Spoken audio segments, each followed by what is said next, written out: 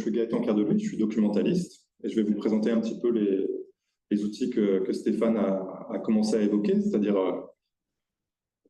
l'outil qui a donné son nom à l'équipe qui est SysMef et puis une de ses suites logiques qui est Lisa. Un petit retour dans le temps quand même pour commencer avec pour rappeler une des choses qui nous caractérise, c'est-à-dire l'excellence graphique. Et voilà le site à ses débuts. Et on peut voir, voilà, comme Stéphane le disait, que dès 98, on avait déjà largement excédé les 200 signés de Netscape, puisqu'on était à 3500 ressources référencées. Voilà, et le site SysMef et le site du CHU ont longtemps été associés fortement. Et ils ont divergé que récemment. Alors, des choses qui nous caractérisent, c'est évidemment la francophonie. Et c'est quelque chose qui est acquise, évidemment, puisque c'est notre environnement, mais c'est des choses qu'on peut aussi discuter, qui ont été discutées pour la science. Voilà, dès 1976, le mouvement vers une science internationale en anglais a poussé assez fort. Voilà, on peut noter notamment Eugène Garfield, qui est le créateur du H-index. Cet indice bibliométrique qui mesure notamment la popularité des revues.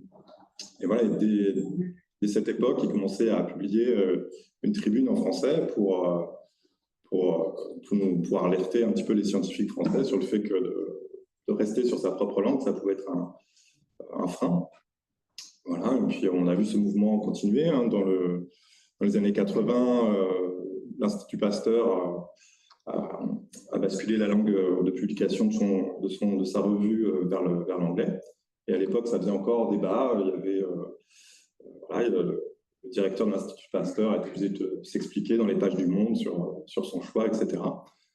Alors évidemment, aujourd'hui, bien plus tard, voilà, par exemple, quand la presse médicale des plus vieilles et des plus prestigieuses revues francophones est passée à l'anglais, ça n'a pas fait débat et je ne crois pas que ça en ait beaucoup discuté, à part dans le milieu de l'édition, évidemment.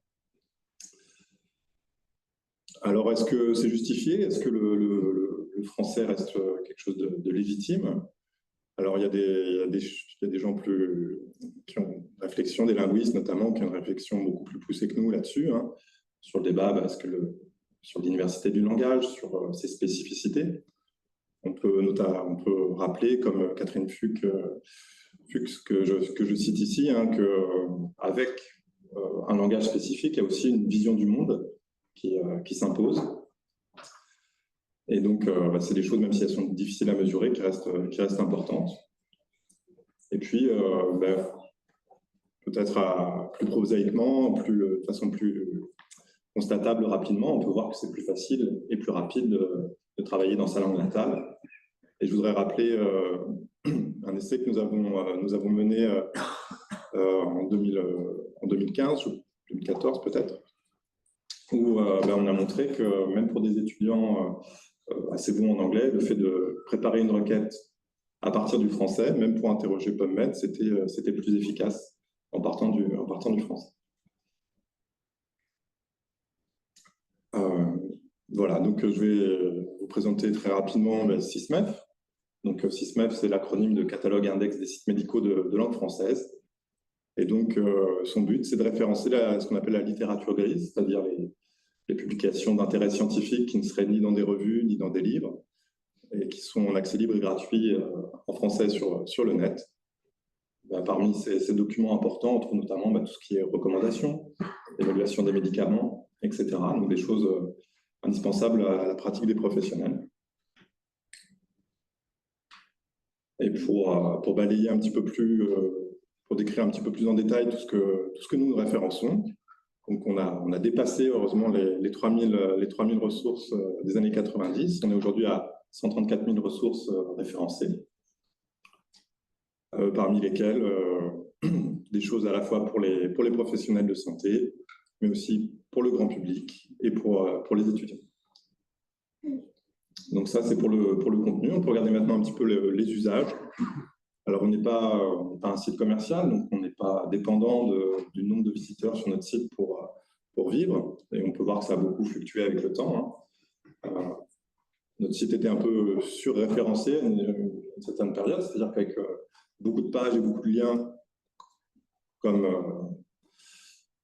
notre site, comme l'architecture de notre site qui s'appuie sur le mesh, donc un thésaurus avec beaucoup de liens, beaucoup de pages. C'était des choses qui étaient au départ très appréciées des moteurs de recherche. Et puis, je pense que c'est la première chute qu'on peut voir ici dans les années 2010, c'est-à-dire que Google a un peu changé sa politique tout simplement, et plutôt que de favoriser des pages qui contenu indirect, a préféré présenter les documents primaires plus directement. Voilà, donc on a été un petit peu, encore aujourd'hui, finalement pour notre fréquentation assez dépendant de ces moteurs de recherche étrangers. Et puis on peut voir plusieurs phases, et puis après une petite interruption de nos stats, on peut voir aussi la phase récente qui est voilà, où les usages se maintiennent, mais où le site du CHU et le site de SysMef se sont séparés, parce que ça a un petit peu changé la fréquentation du site. Mais ça, c'est le côté un peu quantitatif, mais nous, on s'intéresse aussi évidemment à tout ce qui est qualitatif. Et SysMef est référencé et cité par de nombreuses institutions. Il est enseigné dans plus de la moitié des facultés de santé en France. Et puis, tout récemment, on a pu voir notamment que la Haute Autorité de Santé continuait à référencer nos outils pour son guide méthodologique de la recherche documentaire. Donc ça, c'est des choses qui sont importantes. À la suite de SysMef, on a finalement le site cousin qui a été créé, qui est le site LISA, pour littérature scientifique en santé, dont le but ici est d'être un petit PubMed francophone, on va dire. Donc, c'est-à-dire de référencer le contenu des revues scientifiques dans le domaine de la santé, en français, mais cette fois-ci des choses à la fois gratuites et payantes.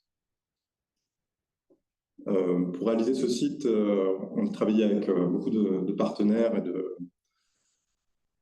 voilà, donc notamment pendant la période de création du projet. Il y a eu un projet ANR qui a permis de financer tout ça. On a travaillé avec des partenaires académiques comme le CICIT de Lille, et puis des partenaires privés, Elsevier, le géant d'édition, et puis des sociétés innovantes comme SenseGates ou Alicante. Donc ça, c'est vraiment le cœur du projet pour la création du site. Et puis après, on a travaillé aussi pour étendre nos partenariats avec des éditeurs pour récupérer du contenu directement. Donc, je liste ceux avec qui nous avons établi des conventions. Et ça nous a permis de beaucoup élargir le contenu de LISA, y compris pour des choses qui ne seraient pas dans PubMed et qui ont pourtant une bonne validité scientifique. Voilà, par les temps qui courent, on peut se dire que ne pas dépendre complètement de PubMed et des outils américains, ça peut être une bonne chose. Et depuis 2022, nous avons le soutien du SPEPS, le syndicat des éditeurs des revues pour les professionnels de santé. En termes de contenu, c'est plus de 500 000 références sur le site qui est proposé par défaut, c'est-à-dire celui avec les revues en cours de publication. Mais si on s'étend à tout ce qui est archives également, on est à plus d'1 million, 1 400 000 références. Donc je vous représente un petit peu, voilà, un petit peu tout ce qu'on peut y trouver, des présentations de cas, des revues de littérature, etc. Voilà, souvent les articles en français ont une utilité un petit peu différente des articles anglophones, c'est-à-dire les articles anglophones ont vocation à présenter à l'international des résultats de recherche. Pour des articles en français, on va sûrement être sur des choses plus pédagogiques, plus didactiques, parfois plus synthétiques aussi, et qui vont souvent être, qui peuvent plus rapidement se traduire vers un transfert de connaissances et vers la pratique des professionnels. En termes d'usage, on peut voir une certaine stabilité avec une légère augmentation depuis 2018. Et puis, on peut voir qu'on est assez fortement dépendant aussi je pense, de la population étudiante, parce qu'on voit qu'on a une chute tous les étés. Donc, c'est classique. On voit ça sur tous nos outils. Voilà, donc ça, c'est le nombre de visiteurs sur le site, et ça, c'est le nombre de requêtes, mais ça suit à peu près la même fois. Donc, encore une fois, il faut regarder aussi l'aspect qualitatif des choses, et on peut constater que les bibliothèques universitaires en santé proposent des liens vers l'ISA. Il y a des chaînes YouTube universitaires également, comme la chaîne Doctobib, qui présentent le site, qui établissent des tutoriels pour bien l'utiliser. On a pu voir aussi que le site est mentionné dans plus de 90 thèses et aussi dans 39 revues de littérature qui sont publiées dans des revues internationales. Alors pour terminer, voilà, je vous ai présenté des outils assez stables dans le temps, et puis on a quand même des idées pour l'avenir. Et on peut voir que je pense qu'il fait la légitimité de SysMef et le fait qu'on continue à avoir une certaine fréquentation de nos sites et un intérêt, c'est notre travail de curation. C'est-à-dire, on fait ce que des moteurs de recherche ne peuvent pas faire, c'est-à-dire on choisit ce qu'il y a dans notre base de données. Et on pourrait imaginer qu'à partir de cette sélection et de ces données fiables, en tout cas plus fiables que d'autres, on puisse rajouter un étage où les modèles de langue ou la génération, les intelligences artificielles génératives puissent s'appuyer sur ce contenu pour proposer des bonnes réponses. Et on commence à avoir des bonnes indications que ce type d'approche, qu'on appelle RAG, donc pour génération augmentée par récupération, commence à il y a des données probantes et des recommandations pour la mise en œuvre de ce type d'outils. Donc, c'est des choses qu'on espère pour le futur. Voilà, je vous remercie. Et puis, je vais laisser la parole à Flavien pour présenter un autre pilier de notre site, c'est-à-dire le portail GitHub.